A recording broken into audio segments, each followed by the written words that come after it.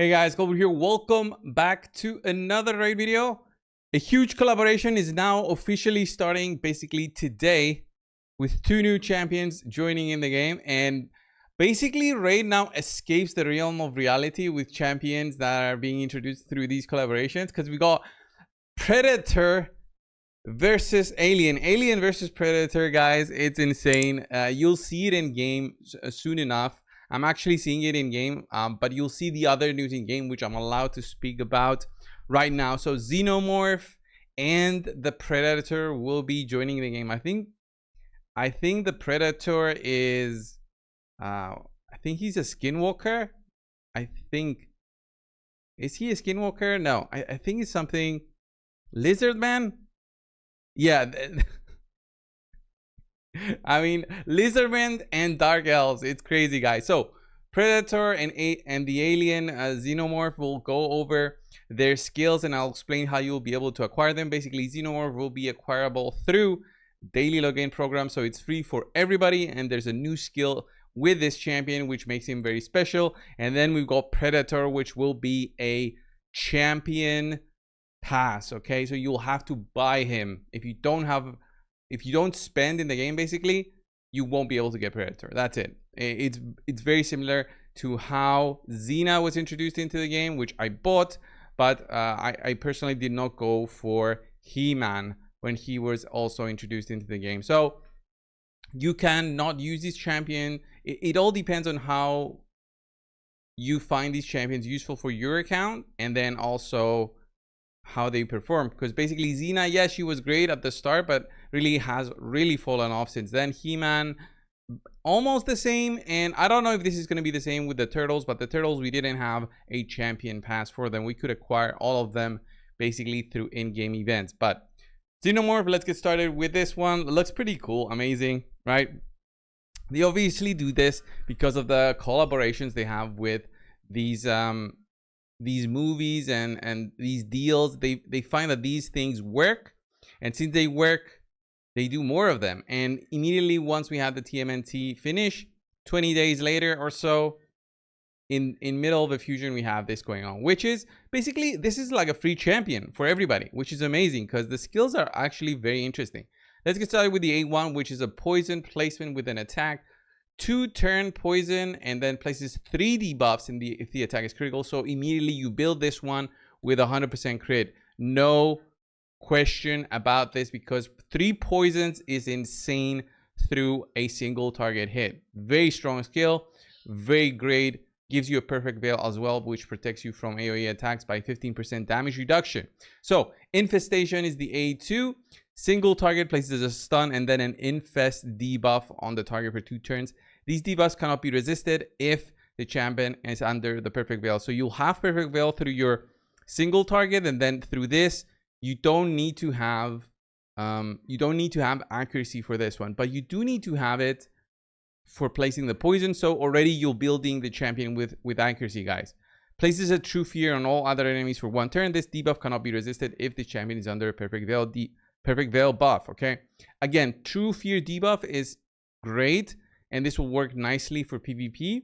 But again, you'll be building this one with accuracy for the A1 for PvE. So for the true fear and the stun, you basically depend on your perfect veil for applying the stun and the true fear, which is basically like a different build. So revives this champion with 50% health and 50% turn meter whenever an enemy under infest debuff dies. So what does infest debuff do, guys? If you click on the game and you go straight down to the debuffs, you should see it. If not, then I'll explain what it does. Yeah, we don't have it here in the game, so I'll explain what infest debuff does. They told us the explanation for this skill, but maybe they haven't added it yet. So what does infest debuff do? Whenever an enemy under the infest debuff dies, deals pure damage to all other alive enemies. So imagine like a burst of damage because of the infest debuff. So this pure damage is equal to 50% of the enemy's max health that died, and then the pure damage cannot be critical. Okay, so if the enemy had 100,000 health, the the infest damage will be 50,000. The pure damage dealt upon killing a boss or their minions cannot exceed more than 1% of their max health. So already, guys, this will not be an insane damaging skill for, let's say, I'll give you guys an example of the Hydra, but probably I'll give you the example of the Spider. Okay, so why the Spider? Because let's say you want to infest debuff one of the small spiders, and then you want to be killing them. The way that you'll kill them is with like a lot of damage, but because you're going to be limited to 1% of their max health because of the infest debuff, okay, the damage that you'll be doing will be capped. And you see here, we don't have a cap, but we have a cap on the boss, which is like 1,000,004, 1,000,005 per hit. So that's 10% of the boss's health. The maximum you'll be doing is 10% of that. So you'll be doing 150,000 on the boss because of the infest debuff. So there's a champion pass. That's going to be for Predator. Looks amazing. Oh my god. Yeah, it's like the muscle. The muscle handshake. If you've seen Predator, the original Predator movie, Arnold Schwarzenegger, where he like does the handshake with like the muscles with his buddy. That's it. Yeah, that's how your testosterone goes up because of watching Predator. So that's gonna be amazing. But I don't think I'll be spending to buy this. I don't like spending in raid anymore, and I'm not that comfortable with spending anymore. So I'm basically gonna lose this champion. But for you guys, it's all up to you. He looks very nice. I'll go over the skills in just a second. I want to finish with Xenomorph because he's now available in the game. So attacks on enemy 2 times, deals 15% more damage for each poison debuff on the target. So this will be stacking up. It says for each poison debuff, so the more debuffs you got, the more damage you'll be doing. Also places a perfect veil on this champion for 2 turns. So another way to place the perfect veil, which will allow you to have unresistible debuffs there. But again, guys, to place poisons yourself, you'll need accuracy. So whenever this champion is attacked, has a 25% chance to place a 5% poison debuff on the target for 2 turns. This debuff cannot be resisted or blocked if the attack is critical. So I'm imagining if you get attacked and it's critical, the poison debuff will be placed for sure. Okay, so if an enemy is under poison debuff placed by this champion, decreases their defense by 20%. So this becomes so strong for many areas of the game, because poisons, not only from this but also from your A1, will allow you to just ignore defense. So very strong, very nice, love it.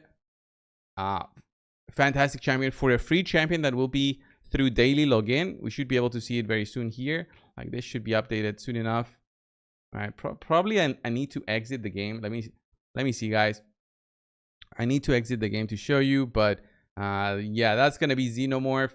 And as I said, I think these collaborations that Raid is doing are nice. They're smart. It's just that it feels like we escaped the realm of possible things in the game, and now it's basically anything. Okay, so it's Xenomorph, it's Predator. We're gonna see.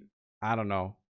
I was saying about Dragon Ball Z the other day on a video randomly. I had no idea about this. It wasn't under embargo or anything. And there we go. We have it. Okay, so let me see if I can click here. Still bugged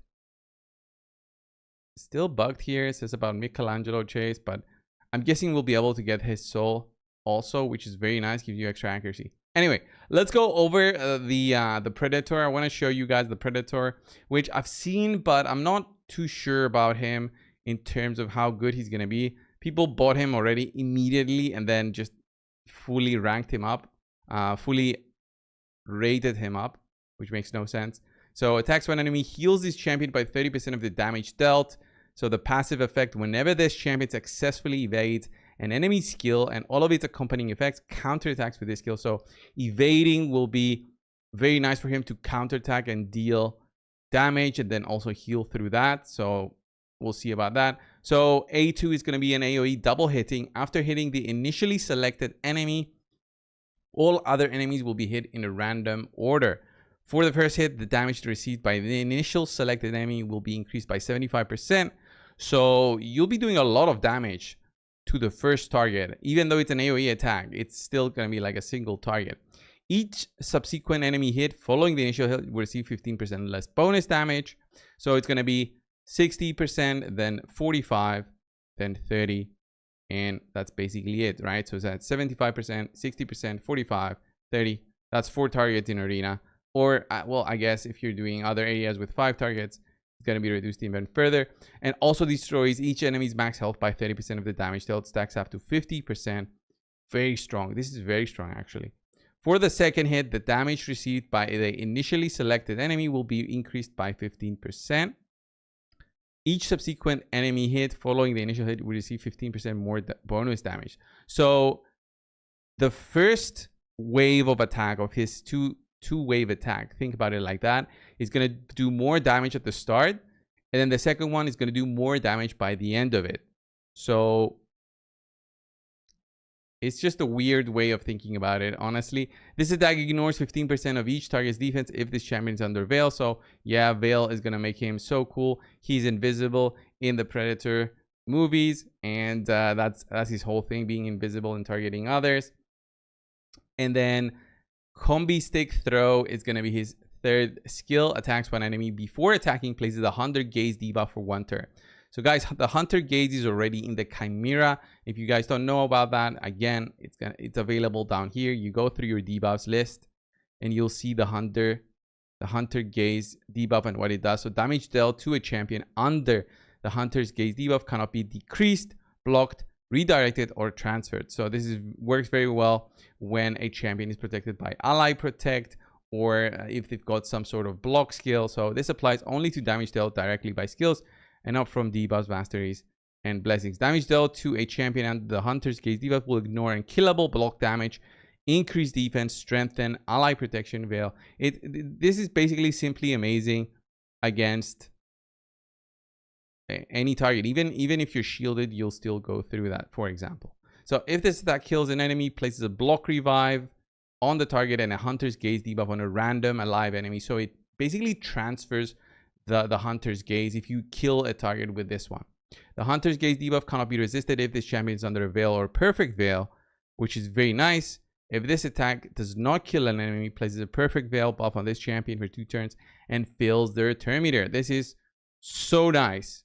So nice. I expect this to be doing a ton of damage. He's going to be HP based, so really strong as a champion. Then he's got a perfect veil at the start of the round, which makes total sense to have this before this champion takes a turn. Also has an initial 50% chance to evade an enemy skill and all of its accompanying effects. This initial chance reduces to 0% after this champion's first turn in a round. Whenever this champion kills an enemy, grants this champion a 20% chance to evade enemy skills and accompanying effects. So this makes the Predator very hard to kill as the fight goes for longer, and he's able to stack up some kills.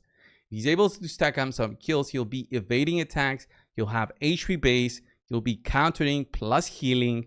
He's gonna be very nasty. Is this gonna be something that you can use for PvE? I don't think so.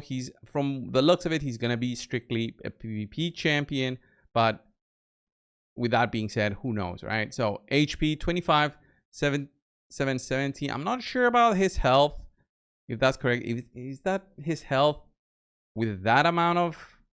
No, I don't think so. Wait, how can I see the champion pass again? Where do I click to see the champion pass again? Doesn't show in game. Because I wanted to see him. Is this his health with the blessing? Because it looks very high. 25,000 looks very high to me. We'll see on this damage once people start testing him, where people actually buy the champion pass. I'm not buying it, so I'm strictly gonna go for the Xenomorph when he comes out. It's very nice that I'm not doing this fusion, because now I'll be able to like use skill books on this one, and it's not like he requires a ton of skill books, but it's gonna be great to have these 2 champions added to the game. That's it, guys. The first view of this is honestly pretty cool in terms of both of the champions. They seem to have, both of them have something very good going for them. I don't think we'll get more champions from this, like these movies, because this is like a collaboration between Raid and Predator Badlands, the new movie that it's out. but I don't think we'll get more stuff about this like we have with TMNT. It's just going to be like that. We don't have news on which champions will be used for empowerment, but I'm guessing it's already in the game. They actually sent me the info about this late last night, so I just didn't have the time to make a video on this when they sent it. It was pretty late, but it doesn't really matter because it's by the time we were allowed to post, everything was available out there. So Python Python empowers Predator. That is the best ever empowerment that the Predator could have, because Python is, it's not like you need multiple Pythons, or like making a plus for Python is amazing. And then Xenomorph with Knocked, it's all right. I actually do have Knocked. Like I have copies, I believe, of Knocked. I might be mistaken though. I only have one Knocked. Okay, so I thought I had more. Huh. Anyway, the empowerments, they do make them stronger, but it's not like they're going to be game changers. I think the Infest debuff is going to be pretty cool to test out. It's going to work more so for the Hydra. 1% of max damage is not insane, honestly, but it's pure damage, so that's cool. And that's basically it, guys, for these two. Thank you all for watching. I'll see you guys soon. See ya.